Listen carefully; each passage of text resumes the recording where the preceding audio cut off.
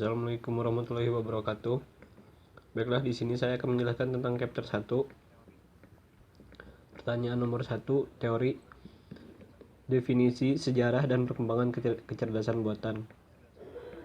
Definisi kecerdasan buatan. Kecerdasan buatan biasanya disebut dengan istilah AI.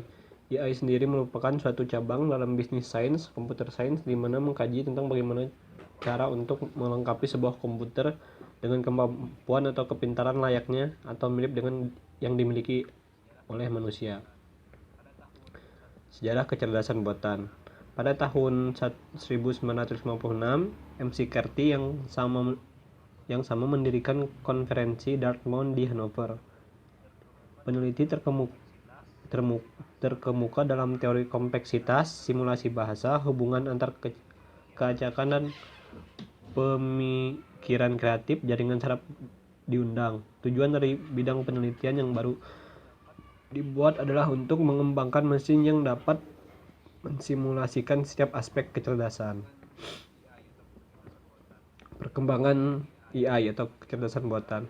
Teknologi AI semakin ramai dibahas dalam berbagai diskusi teknologi di seluruh dunia. Menurut kebanyakan orang, pekerjaan seperti kasir, operator telepon, pengendara truk, dan lainnya sangat berpeluang besar untuk tergantikan oleh AI. Mengapa terjadi hal demikian? Dikarenakan memang bahwa AI lebih unggul dalam hal kinerja, fitur, dan lain sebagainya. Definisi supervised learning, klasifikasi, regresi, unsupervised learning, dataset, dan testing set. Supervised learning ini adalah tugas pengumpulan data untuk menyimpulkan fungsi dari data pelatihan berlabel. Klasifikasi adalah pembagian suatu kelas, jadi diklasifikasikan atau digolongkan. Regresi adalah metode analitik statistik yang digunakan untuk melihat pengaruh antar dua atau lebih variabel. Unsupervised learning adalah kebalikan dari supervised learning, yaitu pelatihan algoritma kecerdasan buatan menggunakan informasi yang tidak diklasifikasikan atau tidak diberi label. Dataset adalah kumpulan dari data. Training set adalah dataset yang di-training atau yang dilatih. Testing set adalah data yang akan dites. Praktek. Instalasi library Scikit dari Anaconda, mencoba kompilasi dan uji coba, ambil contoh kode dan lihat variabel explorer. Buka From Anaconda, lalu ketikkan scikit-learn. Nah, akan begini. Kita ketik Honda install scikit-learn. Nah, biarkan proses sampai berhenti. Nah, kemudian nomor 2, mencoba loading example dataset, menjelaskan maksud dari tulisan tersebut dan mengartikan per baris. Pertama, kita import dulu library-nya, terus buat variabel iris yang terus kita buat variabel digits. Nah, ini tuh digits ini memasukkan data dari dataset digit ke variabel digits.